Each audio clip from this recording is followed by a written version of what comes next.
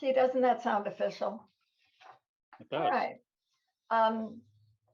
I'm delighted, and I know the rest of you will be, to know that we have Joe Ide with us today. He's been to Book Carnival a number of times, and we were hoping for it today, but this is going to suffice. We're delighted to have you, no matter how we have you. Me too. If you followed his books, he's had this wonderful series going with a character that is much loved and very interesting. But Joe's done something completely different this time. And Joe, welcome to Book Carnival. Thank you. I'm glad to be Always here. lovely to have you.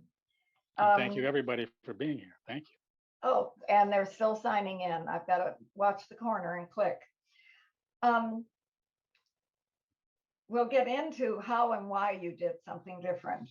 But I wanted to mention to people that even the Wall Street Journal chimed in on praising this book and how you took the character and what you did with it. I don't often see them doing book reviews, but they felt this was special enough that they put out the laugh out loud dialogue, the vivid smiles, similes, the complicated story, and the set piece subplots are all vintage Chandler. The gripping flashbacks, the adrenaline pumping action, and the heart piercing poignance of Mr. Ide at his best. The Goodbye Coast delivers the distilled essence of both authors for the price of one. Wow. I thought that was really nice. I could have written that myself. And so we're going to talk about, you've got the book handy to show? Because I do not, unfortunately. Look at that, The Goodbye Coast. And he's reimagined Chandler. I have two questions, and you can answer them in whatever order you wanted to. What brought this idea to you, and how much trouble was it to do it with the estate and the relatives that are still around? How it happened, the agent for the Raymond Chandler estate was in the airport, and he liked the cover of the IQ book, and that's why he picked it up. And he read it on the plane. He read it on the plane, and he liked it. And he took it to the board of directors of the estate, and they thought, well, let's give the kid a shot.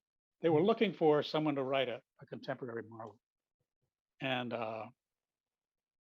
I'm not sure how they picked me exactly, but I'm glad they did. Very happy they did. They picked a good one, that's why. It was extremely exciting. You know, the whole prospect. I mean, Raymond Chandler and Philip Marlowe. It was also very daunting. You know, like it was an opportunity to disappoint thousands and thousands of Chandler fans around the world. That part was a little. And I saw the task really as twofold. One was to pay my respects to the original Marlowe. You know, to keep enough of his characteristics so that a new Marlowe was recognizable. It was a lot about taking his personality and attitudes and his cynicism, for lack of a better word, his spirit, and move that forward into a contemporary character. At the same time, I wanted to write a character who would entertain the vast numbers of readers who have never heard of Philip Marlowe. And so in the end, I had to write a good detective novel. And we'll see about that. On top of everything else. Yes, it was. I really liked writing. I really did.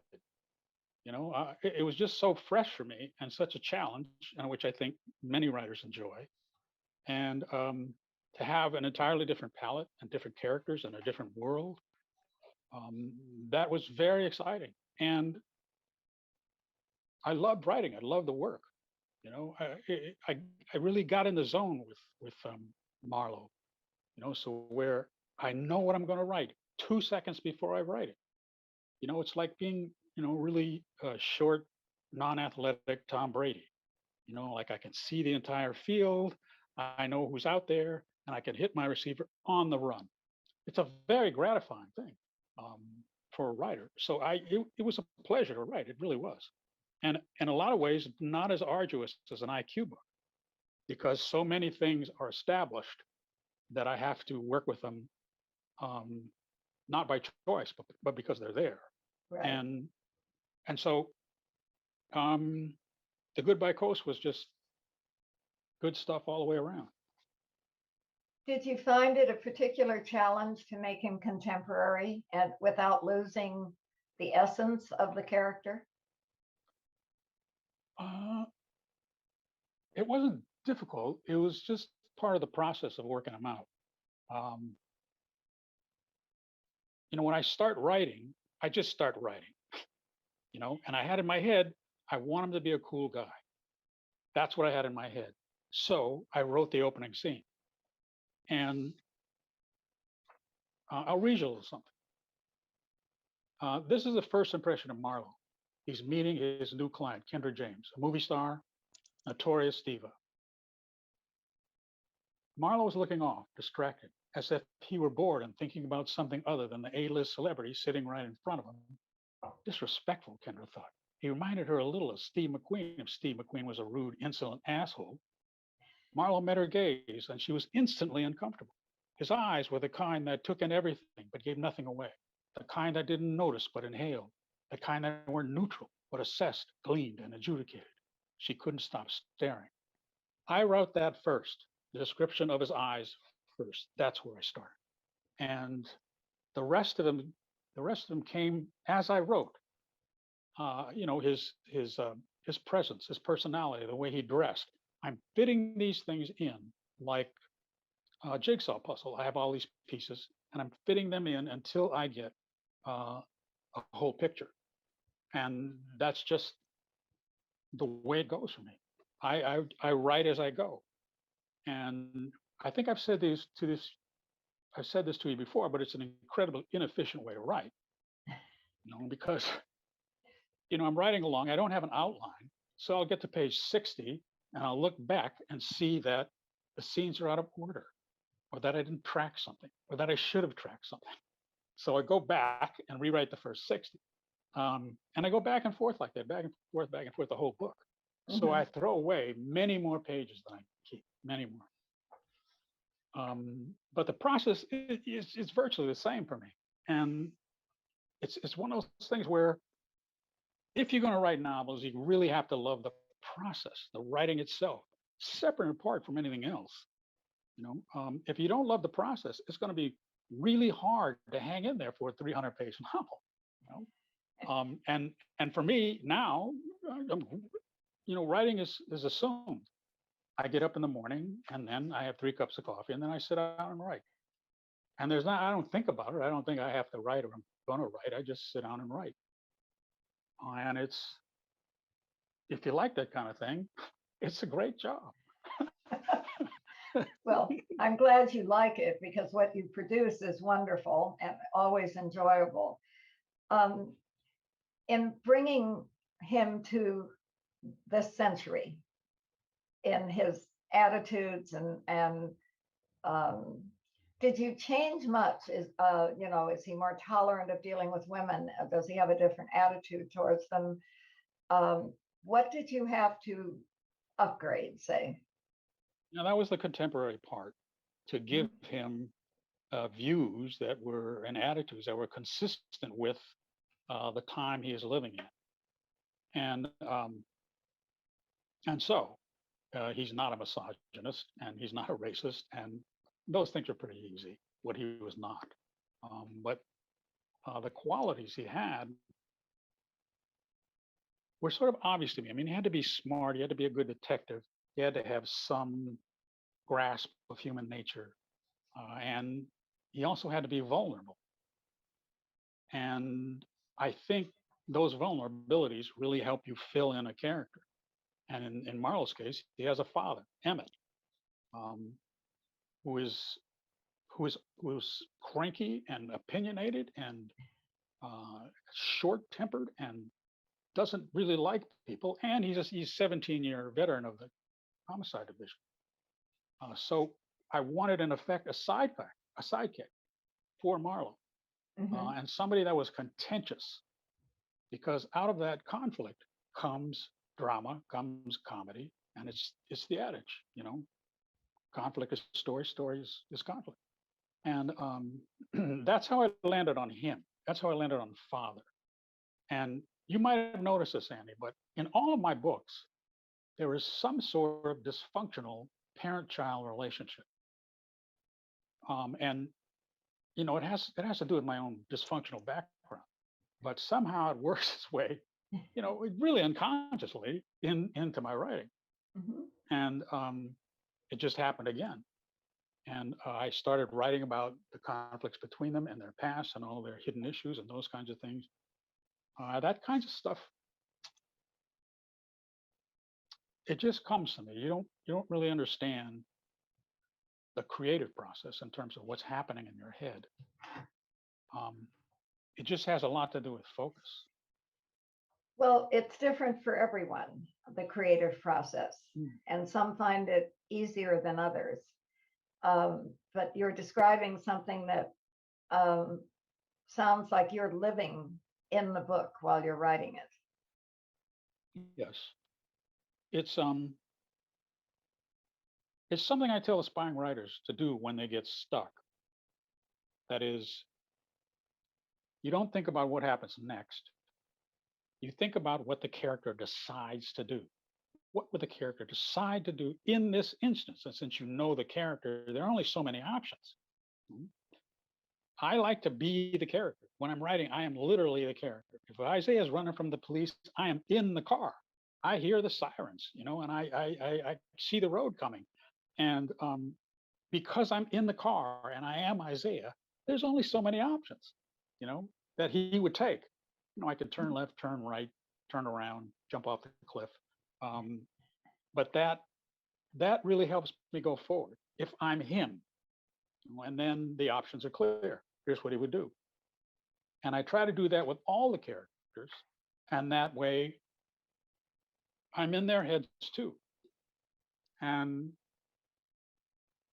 it's a very engrossing way to write, to really Sounds put your head in somebody else's shoes. Now, did you do that with Marlowe? Did you have to come up with side characters for him, people that he's worked with or people that he uses as part of his staff, if it, for lack of a better word?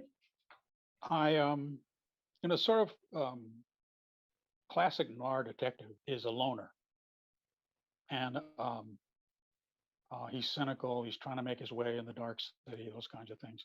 And so I only wanted to give him one actual compadre that was sort of ongoing throughout the story, and that was his father. There are other side characters, um, like his mentor and the guy who works him out, trains him. But it was just the father is the only sort of guy that's there for him, that he talks to him. Everybody else is either a bad guy or a victim. you know? And because he's sort of laconic in a way, and he's dealing with a pretty grim business. I tried to put the humor onto the other characters and to make them sort of darkly funny. I was going to tell you something here. Oh, like his employer, Kendra James, movie star, notorious diva. Marla wants to attend, one of her parties and bring a couple of guests, and Kendra is affronted. She's a diva movie star, but he coerces her into inviting him and his friends, and this is her response to that: "You're a tapeworm, Marlo. You're eating my guts out. Fine, you win. But if you want your so-called guests to attend my party, I have conditions. Okay? Don't bring some yokels here from Donkeyville, Oklahoma, playing their harmonicas and scratching their ass cracks, and they are not to talk about boll weevil season or how they eat roosters for breakfast, or that they only wear shoes at funerals and hay rides. And remember, I don't like germs. If your hayseeds bring some mutant strain of hoof and mouth in my beautiful home, you won't get a job finding dead flies on a windowsill." Now, that's the way. That's the way I define a character through dialogue many times. Um, if the dialogue's sharp and it's unique to that character, it can be really entertaining in and of itself. So here I'm trying to do a couple of things at once, and once is push the story forward. Like the party is coming. I'm trying to get the readers to anticipate this party. At the same time, this is a character reveal for Kendra. You learn a lot about what she's like from this speech, and so the surrounding characters are uh, are are darkly funny for the most part, except for the bad guys. And I like using them that way because it's a way to sort of lighten up a crime story. And it makes them more human. Yes, for Yeah. them to have petty concerns, and personal issues is definitely a way to make them human. Do you, I don't know if you even have an answer for this, but does this go further than one book? I don't know. The Chandler estate makes that decision. They license the character to the publishing company, and so they make the decision: do we want Joe to write another book or not? I don't know what they're going to say. Mm-hmm. I imagine they're waiting to see how this book turns out. But I'd like to write another one. Sure. Well, and especially when you put so much time and effort into creating the character and building a background and everything for him, it would be a shame. Well, certainly if the reviews are any, the book isn't quite out yet, right? I think it's another day or two. But the reviews are amazing that you've had so far. I've not seen that very often recently in books. So you have a lot going for you there. Did you find it interesting or difficult meeting with the family or negotiating the kinds of things that were going to be done? I didn't do that part. You didn't? My agent talked to them. Okay. And the editor talked to them. But I never talked to them directly. I heard things and I sent messages, but they didn't talk to me. And the Probably estate just as well. Oh yeah, oh yeah. I was telling you before that when they read the first draft, their comment was, "What is this?" This isn't the Philip Marlowe I grew up with, right? That's exactly, and the flack I've taken is because of that. It's not the Marlowe I've grown up with. They didn't understand what all those other characters were doing in the story and why there was all this side plotting and stuff. But I think the reviews actually won them over. They're pretty enthusiastic now. Absolutely. If they don't, there's something wrong there.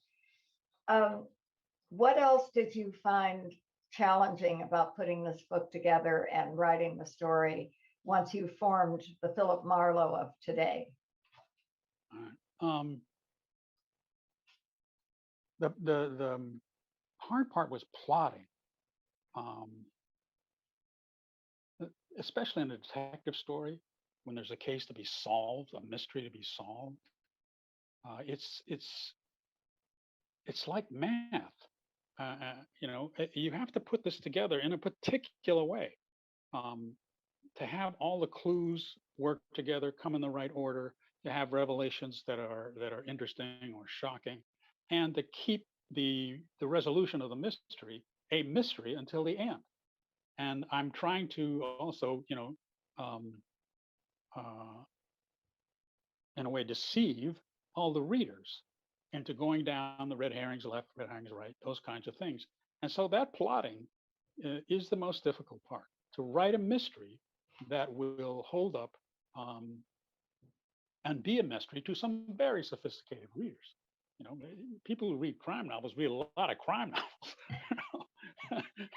They read a lot of mysteries, and they know when one just falls flat, or one's not interesting, or one actually works. And that's the hardest thing I do is plot. Character and dialogue, all of that are relatively easy. Not easy, but I enjoy that part. more than anything. But the plotting itself is difficult.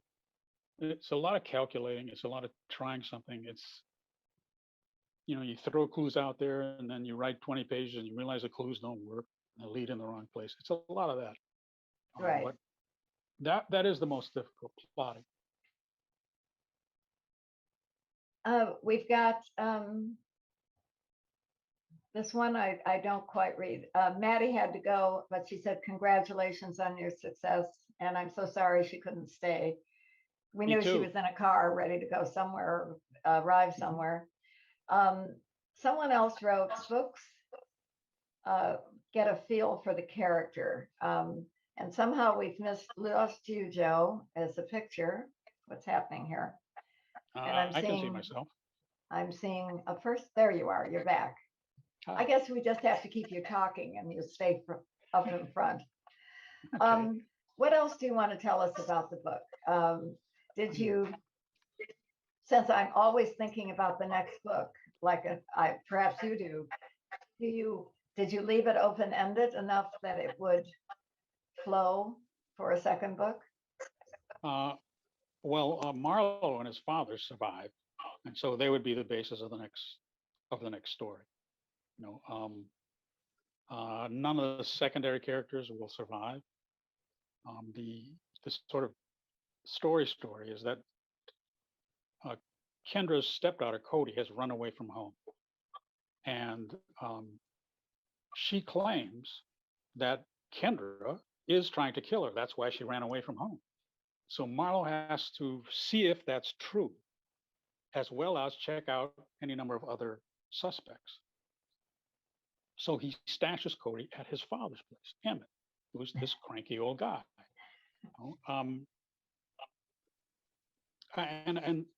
Going back to my screenwriting background, one of the things I learned from screenwriting was to write snap descriptions. And here's Marlowe's take on his father. Emmett reminded him of Harry Dean Stanton, all scrawny and disjointed, like a skeleton had been assembled from leftover parts and not enough screws. Emmett was in his boxer shorts, scowling, his legs like hairy chicken bones. For no apparent reason, he was wearing a hideous Hawaiian shirt. It looked like a family of parrots were trying to murder each other. And it's something that I'll do. When I'm, especially with secondary characters, I need a way to make an impression with them quickly and get out. And so I'll start with a celebrity or a cartoon character or an animal or a politician as sort of a framework, and then I'll build on that. Like one of the evildoers in Goodbye Coast is a strange man named Komodo. And here's his description. Komodo was a small man with a pot belly and a long nose. He waddled when he walked, a red tracksuit zipped up to his chin. He looked like a sulky penguin in a Santa Claus suit. He might have been funny, but he wasn't. He seemed emotionless, devoid of something human, like he could break your arms or eat breakfast. It didn't matter to him. Now I'm trying to create a bigger impact by contrasting something humorous with something ominous. And all these all of these calculations I'm making while I'm going, and I'm trying to write something. And Komodo was a penguin, and he was a badger, and he was a whole bunch of other things before I settled, on the penguin. Sure. It's one of those skills that I picked up from screenwriting, because you have a very limited space to describe anything. If it's a nice house in suburbia, you write exterior, nice house in suburbia. But you can't really do that. You can't really do that with a book. So we've got a couple of questions here that will help too. Let me scroll here.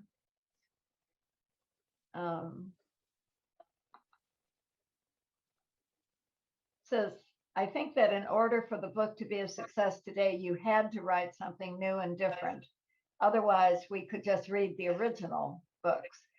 And then someone else asked, which I thought was interesting, so many of Chandler's books were made into movies that are classics today. Yes.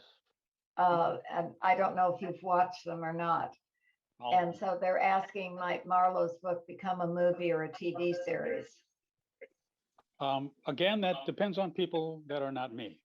Mhm. You know, the state would have to give its blessing. You'd have to have a producer who was interested and a studio that was interested, and they'd have to have, the spec scripts don't really sell these days because the studios want a package. They want a script and a director and an actor, and a known producer.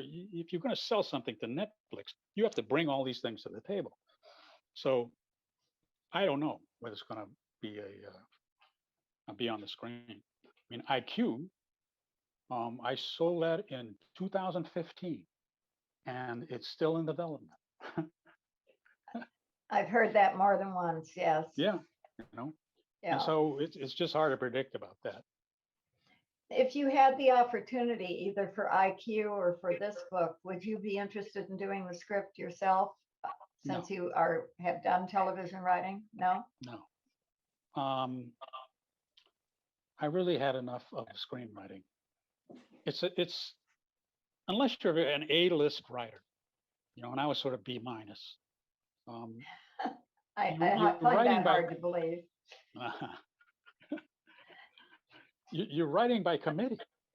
You're being overseen by producers and studio executives and sometimes the stars, and they all want to put their imprint on the movie, and so you'll get ridiculous directions.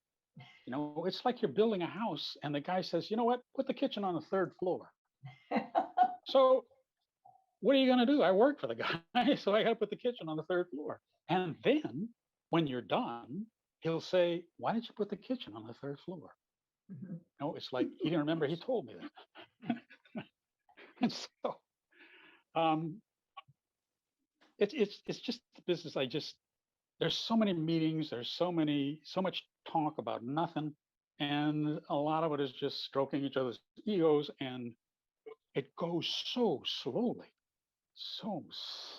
It just I didn't want to do it anymore. One of the things that actually made me quit was a pitch meeting. And in Hollywood, if you don't pitch, you don't eat. So I'm talking to this 23-year-old studio executive. Has no film background. He has an MBA. And he thought that Pretty Woman was a classic. And Okay. I'm listening to this and I'm going, no, I can't do this anymore. I can't. I just can't. You reached your limit. Yes. So and it doesn't, a screenplay is all action really. And so you don't really have time to develop a character except visually, in terms of him, jumping off rooftops and slapping people around, those kinds of things. But in a book, I get to use interior dialogue. I get to use attitudes and opinions. One of the things that I had to do with Marlowe was deal with his cynicism. And to incorporate something like that is tricky because if you do too much of it, it becomes self-conscious. And what you're trying to do is incorporate this interior dialogue into his daily life. So it seems, for lack of a better word, organic. Like Marlowe's cynicism. Here's a little piece of it. Marlowe went up on the roof with a tumbler of Old Forest Prohibition style 115 proof bourbon and a package of unfiltered Camels. He didn't drink or smoke very often, but when he did, he wanted real liquor and a real cigarette. The atmosphere wasn't exactly pleasant. The air was warm and dirty. Saturday night traffic endless in both directions. In this Hollywood, there was no romance, no night filled with possibilities. No one was tapped for stardom, and life was not an adventure. This Hollywood was workaday and ordinary and a grind. That's the kind of thing I can do in a book that you just couldn't do in a movie. And Yes. Yeah, another reason why I quit screenwriting. Okay. Well, we're glad that you like to write books because we enjoy reading them. So that's a plus. I'm trying to see if I'm missing any questions. I don't want to leave anybody out here. And they probably show up on your side too, but I don't have anything but you and me. okay. Oh, someone asked, did you reread any of the old books before you started this one? I read all of them. Mhm. Not at all. And I saw the Marlowe movies. Yeah, they were great ones. They still hold up today. They do. They do. Of course, I like Bogart the best. Uh-huh. He's just Bogart. He's just Bogart. No, Whatever he chose to do, he did very well. it's true. Absolutely true. You know. And I also like Robert Altman's movie, The Long Goodbye, and it was Elliot Gould. Weird casting, and it's mostly Altman.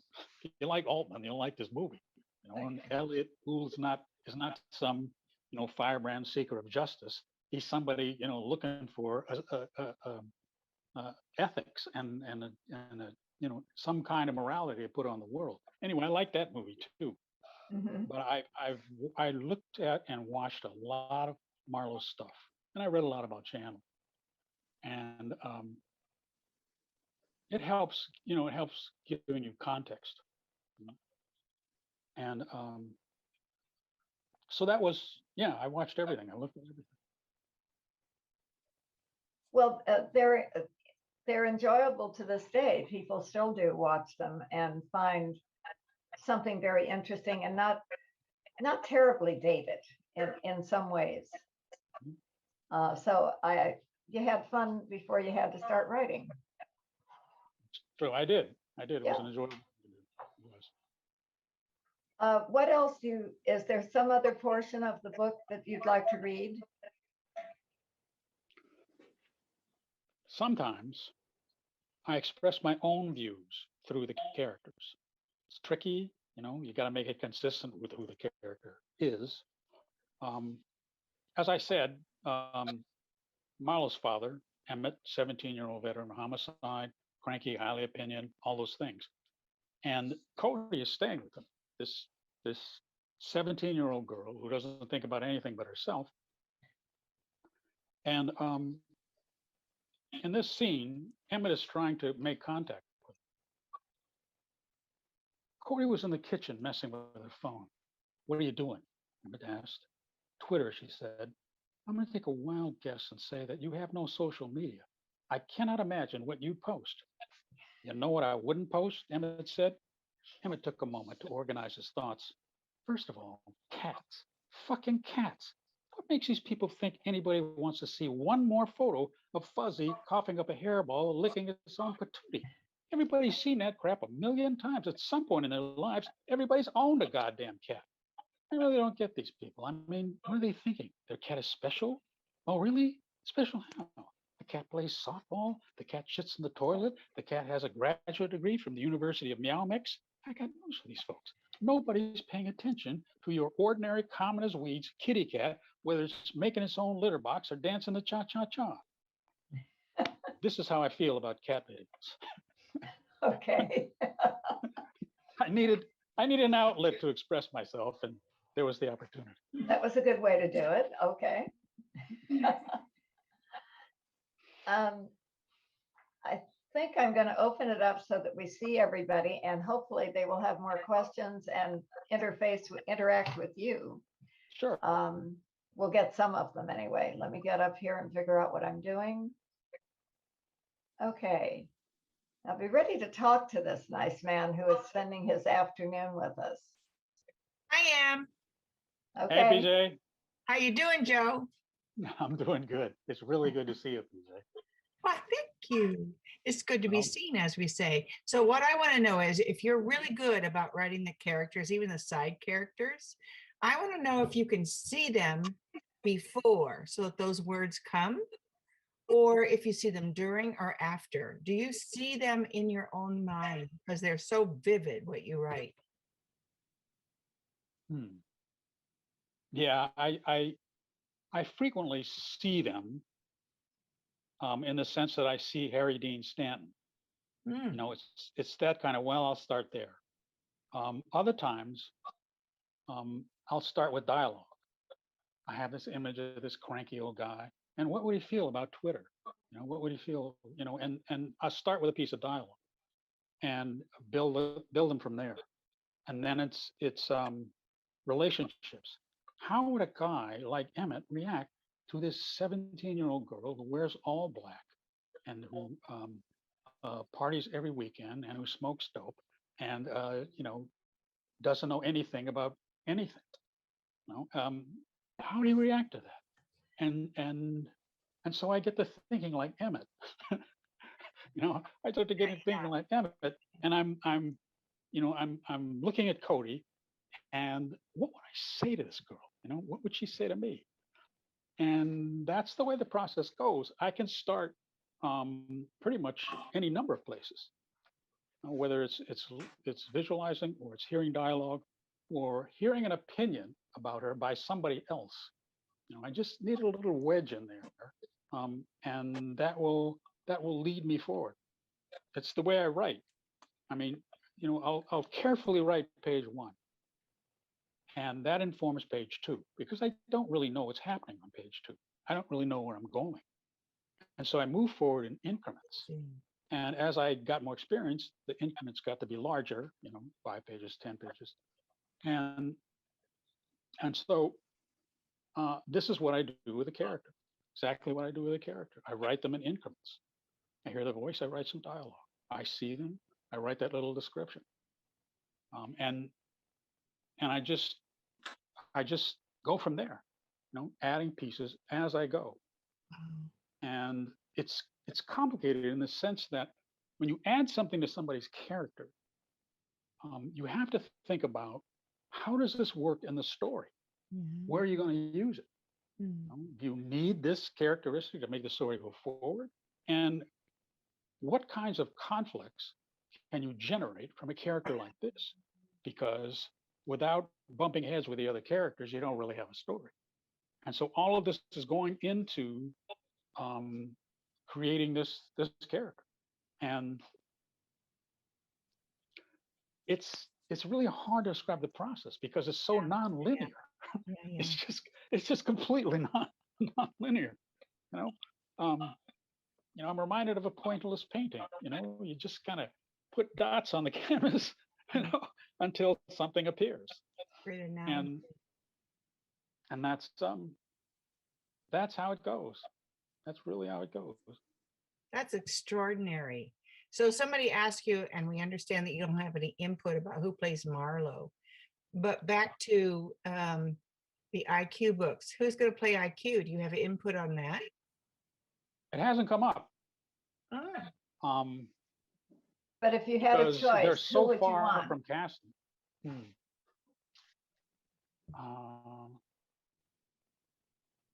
I don't know. Okay. I don't know the present day actors. I don't know who they are. Yeah, But there's that. probably a younger Denzel Washington. Mhm. Yeah. You know? I want Yeah. somebody Has to be intense and obviously smart Mm. and who has that kind of quiet intensity. You know, he may not say much, but you know he's in the room. Yeah. And Oh, that kind of person. That kind of voice. Do you know who Trevor Noah is? I'm sorry, I didn't hear you. Do you know who Trevor Noah is? Yeah, I know Trevor Noah. Sure. Maybe he would be someone. He might be. He might be better fit for Dotson. Yes. Dotson. We love Dotson. Yes. Yeah. I do too. Yeah. But I have a question. I know you don't have a 16-year-old girl that you can anywhere in the vicinity of your life. This is So true. how did you get the dialogue good for a 16-year-old and an attitude? I watch a lot of stuff. I read a lot of stuff. And when I am out in the world, I, like all writers, I'm a student of human nature. You know, if you know you're in the parking lot, the supermarket, and two people argue, and you kind of go around them to, you know, give them a little space. I'm like right there. I'm like as close as I can get without becoming part of the conversation. So nutty. you know. um, and that's, I mean, that's sort of my job. You know, I'm always looking for things to add to the density of the writing, little human things. Like there's a 7-Eleven that I go to when I need something from 7-Eleven, and the owner Danny has this terrible problem with this group of high school kids who hang out in the parking lot, and they're rowdy and they're noisy and they drink and they harass people. And so I go this last time, and Danny is playing classical music through his PA system, and the teenagers, the kids are gone. Gone. I thought that was so cool, so clever. Brilliant. And I'm thinking about, you know, what if Danny's my character? You know, he wouldn't, you know, he's no longer a store owner. He's a smart store owner. He's a character.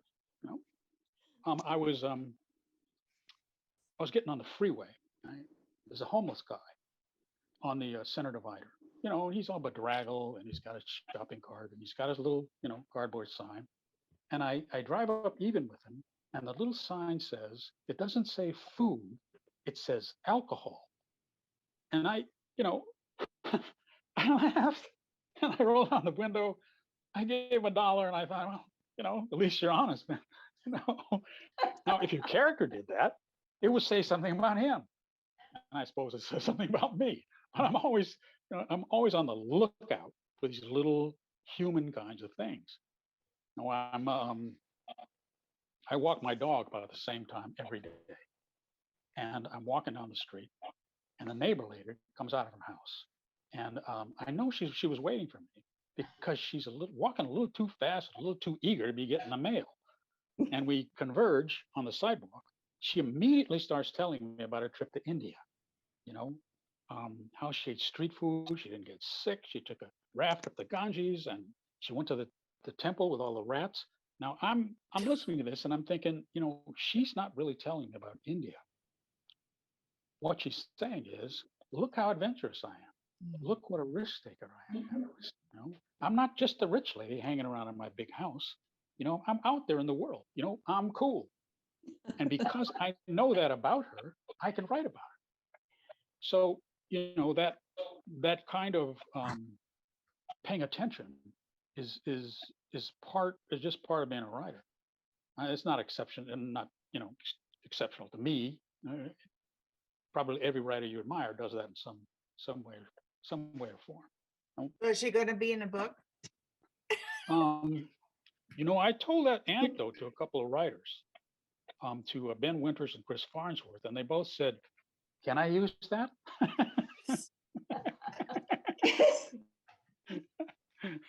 So we're all on the lookout. You know, we are all on the lookout. And all finding it in different ways. I have a question, Joe. It's true. It's true. Karen? I have a question here. Hmm. Yes. IQ was so original and so right out there that I fell in love with him at your first talk. The first time I heard you, I had to run out and get this IQ book. Then I had to run to Anne and say, look, read this book. And Oh, you were the one. Excellent. so what, with that originality and you having conjured him up out of the ether, what was your first reaction when this group came to you and said, we want you to write our character? What was your first reaction to that? This Philip Marlowe that everybody already knows. I knew instinctively that I wasn't going to write a straight up Philip Marlowe. My head immediately went to, what can I do with him? Okay. And, you know, what are the possibilities? That's what came to my head. I mean, I was surprised, of course, and excited, but when I started thinking about it, it was, what can I do with this guy? You know, how will I make him mine? How will I make him original? And then I started thinking, it gets very granular. You know, okay. The first thing I wrote was that description of his eyes. That was how I started. And then it was, okay, he's with this movie star and we see his eyes, we see how she reacts. So physically, how does he dress? You know, is he good looking? Is he scary? And I start filling these little things in piece by piece, and then I start working on the scene itself, the interaction between Marlowe and Kendra, and that immediately friction and how they don't like each other and why they don't like each other. And I'm building that scene. While I'm building that scene, I'm building Kendra. And again, it's so nonlinear. It's just so nonlinear. Um, and I'll write like half a scene or 6 sentences about a scene, and then I'll move on if I'm stuck. And then I come back and I fill in the rest. And I'm constantly going back and forth, back and forth, back and forth. And gradually, it gets there. Sometimes not till the end of the book, but gradually it gets there. Thank you. That also answered my question about how much do you go back and rework? Well, that answered that. Thank you. I go back and rewrite. I don't know how many times. In the first IQ book, the prologue is 2.5 pages long. I rewrote that 27 times. Wow. 7 different takes, and I rewrote those. And I don't have to be that careful anymore because much of what I write now, I keep it. Like first time through, it's good. Like the description of the eyes, I wrote that and I was done with. I forgot what I was talking about. Do you remember? Going back. Rewriting and Rewriting, yes. I rewrite over and over and over and over again. If I don't find 3 pages, something wrong on a page, I'm not working hard enough. And then when I come back to it again, if there's not 3 more things I find, I'm not working hard enough. And I do that until I can read it and not stumble. I can read it and not trip on a word or a sentence, where everything sounds the way I want it to sound and does what I want it to do. And so I rewrite a lot, just a lot. And every time I rewrite, it gets a little better and I remove a little more dead wood. But that goes on and on and on. That takes more time than actually writing the first draft, is the rewriting. But it's your style and it's your way of getting what you want on the page. Yes. And we've already read IQ and we know how worth it is. And so looking forward to reading Marlowe and having the same reaction. Can't wait. Joe is nice enough to be signing books for us, and we'll get them to Book Carnival in a few days and have them available. Great. You've been very gracious about doing that. I know it takes you away from whatever else you're starting now. No. Authors are always into it's an important something thing next. to do. It's an important thing to do because, Annie, like I told you before, you're doing me the favor. So I'm happy to do that. I really am happy to do that. No? Oh, well, if anybody wants a sort of personal inscription to somebody, a name or something, just add the note. I'm happy to do that. okay. Yeah. Okay. You heard it here first, so everyone can let me know. Do you have anything in mind next, or is it too soon to be even doing that? I'm working on IQ 6. All right. Right. Yeah. At the end of the last book, Yeah. Smoke, Isaiah's girlfriend, Grace, was kidnapped by his nemesis, a guy named Skip, a hired killer. That was the end of Smoke. Right. So in IQ 6, I picked that up again. And it's Isaiah rushing home from Northern California to find Grace. And that's the That's the core of the story. Trying to rescue Grace, and Skip, who's an evil son of a bitch, playing cat and mouse with him.